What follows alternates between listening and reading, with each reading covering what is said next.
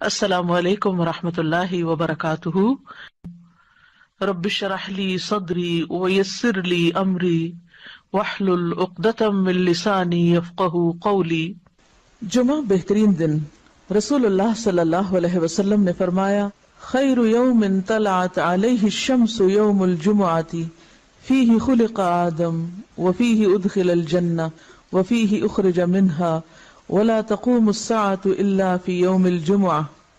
بہترین دن جس پر سورج طلوع ہو کر چمکے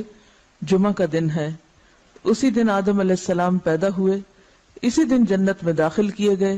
اسی دن جنت سے زمین پر اتارے گئے، اور قیامت بھی جمعے کے دن قائم ہوگی۔ جمعے کی فرضیت، ارشاد باری تعالی ہے، یا ایھا الذین آمنوا اذا نودی للصلاة من یوم الجمعۃ فسعوا الی ذکر اللہ وذروا البیع ذالکم خیر لکم ان کنتم تعلمون۔ اے اہل ایمان، جب جمعہ کے دن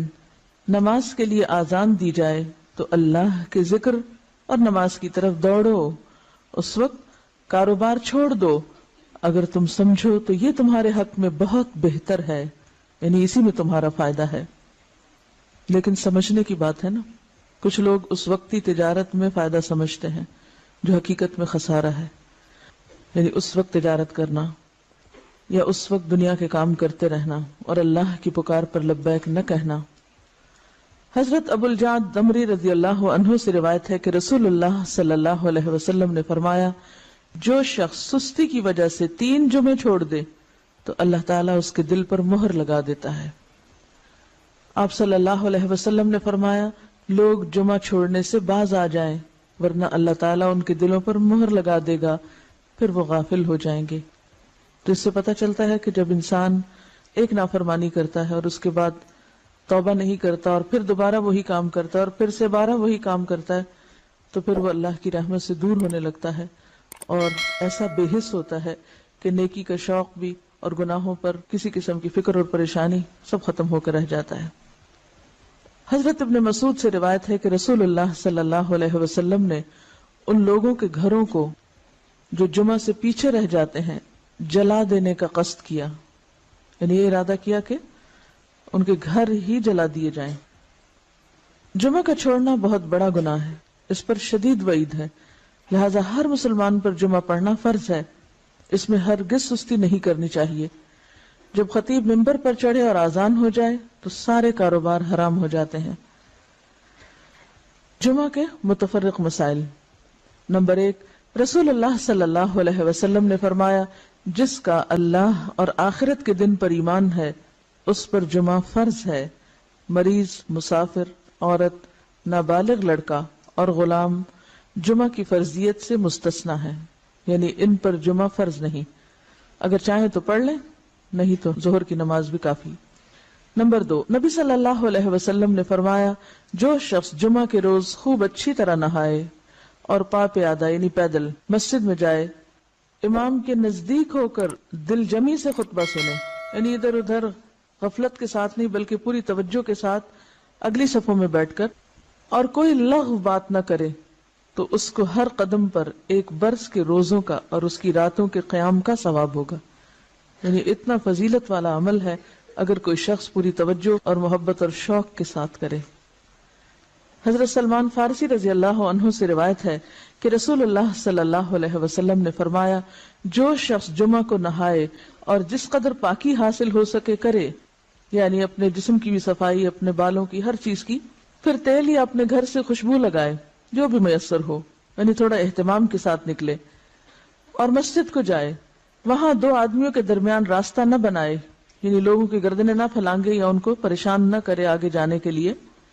یعنی جہاں جگہ ملے وہیں بیٹھ جائے، پھر اپنے مقدر کی نماز پڑھے، پھر دوران خطبہ خاموش رہے، تو اس کے گزشتہ جمعہ سے لے کر اس جمعہ تک کے گناہ بخش دیے جاتے ہیں۔ اب یہاں پر گناہوں کی بخشش کس چیز کے ساتھ منسلک ہے کہ انسان اپنی ذات سے کسی کو تکلیف نہ دے، یعنی صرف اتنا نہیں کہ آپ خود شوق سے چلے ہیں نیکی کرنے، عبادت کرنے، اور اپنے شوق میں دوسروں کے لیے باعث اذیت ہیں، ایسا نہیں ہونا چاہیے۔ رسول اللہ صلی اللہ علیہ وسلم نے فرمایا، جو شخص غسل کر کے جمعہ کے لیے آتا ہے اور خطبہ شروع ہونے تک جس قدر ہو سکے نوافل ادا کرتا ہے، پھر خطبہ جمعہ شروع سے لے کر آخر تک خاموشی کے ساتھ سنتا ہے تو اس کے گزشتہ جمعہ سے لے کر اس جمعہ تک اور مزید 3 دن کے گناہ معاف کر دیے جاتے ہیں۔ حضرت عبداللہ بن عباس رضی اللہ عنہ فرماتے ہیں مسجد نبوی کے بعد جو سب سے پہلا جمعہ پڑھا گیا وہ بحرین کے گاؤں جوافہ میں عبد القیس کی مسجد میں تھا۔ اس سے کیا پتہ چلتا ہے کہ جمعہ صرف بڑے شہر میں نہیں بلکہ گاؤں وغیرہ میں بھی پڑھا جا سکتا ہے، یا جہاں بھی لوگوں کی آبادی ہو اکٹھے رہتے ہوں وہاں پر جمعہ پڑھنا چاہیے، یہ جمعے کا اہتمام کیا جانا چاہیے۔ یہاں اس موقع پر میں یہ یاد دہانی آپ کو کرا دوں کہ جن خواتین کے لڑکے ہیں خاص طور پر ان کو، اپنے شوہروں کو، اپنے مرد رشتہ داروں کو یہ احادیث ضرور پڑھوا دیں یا ان کو یاد دہانی کرا دیں تاکہ وہ اگر جاتے بھی ہیں جمعہ پڑھنے تو شوق سے جایا کریں اور ان آداب کا خیال بھی رکھیں جو رکھنے چاہیے۔ اسد بن زرارہ نے نقی الخدمات کے علاقے میں بنو بیازہ کی بستی حزم النبیت جو مدینہ سے 1 میل کے فاصلے پر تھی اس میں جمعہ قائم کیا۔ حضرت عبداللہ بن عمر مکہ اور مدینہ کے درمیان بسنے والے لوگوں کو جمعہ پڑھتے دیکھتے تو اعتراض نہ کرتے۔ نمبر 4، حنین کے دن بارش ہو رہی تھی تو رسول اللہ صلی اللہ علیہ وسلم نے اپنے منادی کو حکم دیا آج اپنی اپنی قیام گاہوں میں نماز پڑھنے کا اعلان کر دو، اور وہ جمعہ کا دن تھا۔ یعنی اگر بارش کا موسم ہو اور جانے میں تکلیف ہو تو ایسی صورت میں پھر ظہر کی نماز گھر پہ پڑھی جا سکتی ہے جب نکلنے میں حرج ہو۔ حضرت ابو ہریرہ سے روایت ہے کہ نبی صلی اللہ علیہ وسلم نے فرمایا آج کے دن 2 عیدیں عید اور جمعہ اکٹھی ہو گئی ہیں، جو شخص صرف عید پڑھنا چاہے اسے وہ کافی ہے، لیکن ہم عید اور جمعہ دونوں پڑھیں گے۔ یعنی اگر ایک ہی دن میں 2 چیزیں ہوں تو ایک کی رخصت ہے، یعنی عید پڑھنا کافی ہے، جمعہ جو ہے اس کی بجائے ظہر کی نماز بھی پڑھی جا سکتی ہے، لیکن آپ صلی اللہ علیہ وسلم نے پھر بھی دونوں چیزوں کو پڑھنا پسند فرمایا اگرچہ سہولت رکھی۔ عبداللہ بن زبیر رضی اللہ عنہ کے زمانے میں جمعہ کے دن عید ہوئی تو انہوں نے نماز عید پڑھائی، جمعہ نہ پڑھایا۔ اس واقعے کی خبر ابن عباس کو ملی تو انہوں نے فرمایا ان کا یہ عمل سنت کے مطابق ہے۔ نمبر 6، رسول اللہ صلی اللہ علیہ وسلم نے فرمایا اگر گنجائش ہو تو جمعہ کے لیے روزانہ استعمال ہونے والے کپڑوں کے علاوہ کپڑے بناؤ۔ یعنی اگر گنجائش ہو اور آسانی ہو اور سہولت ہو، اس سے یہ مطلب نہیں کہ ہر ہفتے نیا جوڑا سلوایا جائے، اس کا مطلب یہ ہے کہ جمعے کا جوڑا مخصوص بھی رکھا جا سکتا ہے، ٹھیک ہے، نہیں ایک دفعہ آپ نے سلوا لیا، اس کو ہر روز پہننے کی بجائے جمعے کے دن پہنا جائے، یعنی جمعے کا لباس مخصوص کیا جا سکتا ہے عام روزمرہ کے لباس سے۔ یعنی اہتمام کی بات ہے اصل میں، صرف نئے کپڑے سلوانے کی بات نہیں۔ نبی صلی اللہ علیہ وسلم نے دوران خطبہ گوٹ مار کر بیٹھنے سے منع فرمایا۔ گوٹ مارنا اس طرح بیٹھنے کو کہتے ہیں کہ ہاتھ یا کپڑے کے ساتھ رانوں کو پیٹ سے ملا کر بیٹھیں، ٹھیک ہے۔ اس طرح بیٹھنے سے عموماً نیند آ جاتی ہے اور پھر آدمی خطبہ نہیں سن سکتا۔ علاوہ ازیں اس حالت میں آدمی اکثر گر پڑتا ہے یا بے حجاب ہونے کا بھی اہتمام ہوتا ہے۔ بیٹھ کے دکھائیے، جی ہاں، اس طرح، یعنی بہت ہی ریلیکس قسم کی اور کیجول قسم کی سٹنگ ہے، یہ اس سے منع کیا گیا ہے۔ نمبر 8، جابر بن سمرہ رضی اللہ عنہ سے روایت ہے کہ رسول اللہ صلی اللہ علیہ وسلم کھڑے ہو کر خطبہ دیتے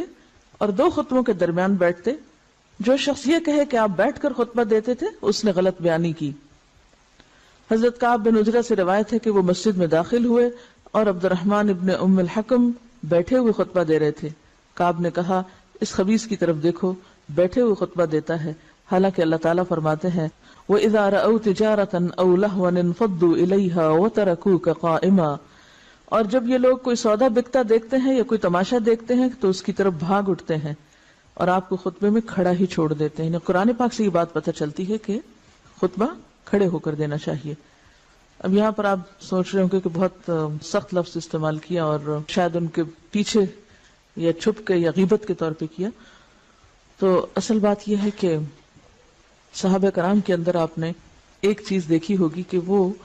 سنت کے خلاف کوئی چیز برداشت نہیں کرتے تھے، کیونکہ وہ اللہ کے رسول صلی اللہ علیہ وسلم کو اپنی ذات، اپنی اولاد، اپنے والدین، اپنی ہر چیز سے زیادہ محبوب رکھتے تھے اور آپ کی باتوں کو بھی اسی طرح اہمیت دیتے تھے، لہٰذا کہیں وہ کوئی چیز آپ کی سنت کے خلاف ہوتے دیکھتے تو وہ ان کے لیے بہت ہی سخت ہوتی اور اسی لیے سخت الفاظ بھی استعمال کر جاتے۔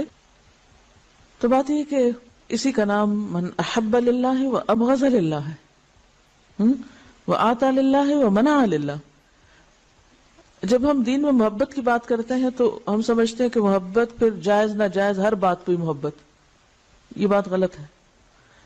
ٹھیک ہے، درست چیز کو اپریشیٹ کیا جائے اور جو غلط بات ہے اس کو غلط بتایا جائے، اور غلطی جتنی زیادہ بڑی ہو اس کے لیے اتنا ہی فرم ہونا چاہیے، اس کے لیے پھر ڈھیلا ڈھالا رویہ نہیں اختیار کرنا چاہیے، جبکہ بات پوری طرح دوسروں کو بتائی بھی جا چکی ہو۔ لیکن ایک بات یاد رکھیے کہ صحابہ کرام کا جو باہم تعلق یا واسطہ تھا، ان کی جو تربیت جس ڈھنگ پر ہوئی تھی، وہاں ذات اور انا اور میں اور شخصیت پرستی جیسی چیزیں نہیں تھی، وہاں محبت بھی اللہ کے لیے تھی اور بغض بھی اللہ کے لیے تھا، اور اس کے ساتھ ساتھ وہ کسی چیز کو اپنی ذاتی وقار کا مسئلہ نہیں بناتے تھے، اس کو پرسنلی نہیں لیتے تھے۔ ہم کوئی چیز نہ بھی ہو تو اس کو پرسنل بنا لیتے ہیں، یعنی کوئی شخص کسی سے کچھ کہہ رہا ہو تو ہم اس کو اپنے خلاف لے لیتے ہیں، اور اپنی ذات کے بارے میں ہمیشہ بہت ہی سمپیتھیٹک اور بہت سینسٹیو اور بہت کانشیس اور بہت مہربان رہتے ہیں، اٹھتے بیٹھتے چلتے پھرتے تکلیفوں کا ذکر بھی کرتے رہتے ہیں۔ کبھی ہمیں یہ بھی سوچنا چاہیے کہ جب ہم بہت زیادہ تکلیفوں کا ذکر کرتے ہیں تو کہیں ہم اللہ تعالیٰ کا شکوہ تو نہیں کر رہے ہوتے؟ تھوڑی دیر کے لیے سوچیں، یہ مسئلہ وہ مسئلہ، یہ پریشانی وہ پریشانی، یہ بیماری وہ بیماری، یہ تکلیف وہ تکلیف، یعنی تھوڑی دیر کے لیے اس بات پر اگر غور کریں کہ ہر وقت ہماری زبان سے شکوے شکایات ہی نکلتے رہیں تو ہمیں کیا معلوم نہیں کہ ہر نقصان، ہر تکلیف، ہر بیماری اللہ کے اذن سے ہی آتی ہے، اور ہر چیز اسی کے ہاتھ میں، وہ جب چاہے۔ اللہم لا مانع لما آتیت ولا معطی لما منعت ولا ينفع ذا الجد منک الجد۔ یعنی اگرچہ تکلیف یا بیماری یا دکھ کے اظہار کرنے میں کوئی گناہ کی بات نہیں ہے، لیکن اللہ سے محبت کے ادب کے خلاف ہے۔ جس سے آپ محبت کرتے ہیں آپ اس کی شکایتیں راہ چلتے تھوڑی کرتے رہتے ہیں، کیوں کرتے ہیں؟ ہاں، سمجھ رہے ہیں میں کیا کہہ رہی ہوں؟ اس شخص سے آپ نے کیا سبق سیکھا جس کا صدقہ کسی ایسے شخص کو چلا گیا کہ جو مستحق نہیں تھا، اور وہ دل میں تکلیف میں بھی تھا، پریشان بھی تھا، تو کیا کہا؟ اللہم لک الحمد۔ ہم یہ اخلاق اور ادب نہیں سیکھ سکتے؟ ہاں سیکھ سکتے ہیں۔ مثلا ایک ڈاکٹر کے پاس جا کے بتانا کہ میں بیمار ہوں، اس میں کوئی برائی نہیں، لیکن ہر انسان کو بتانا میں بیمار ہوں، یہ اللہ کی محبت کے ادب کے خلاف ہے۔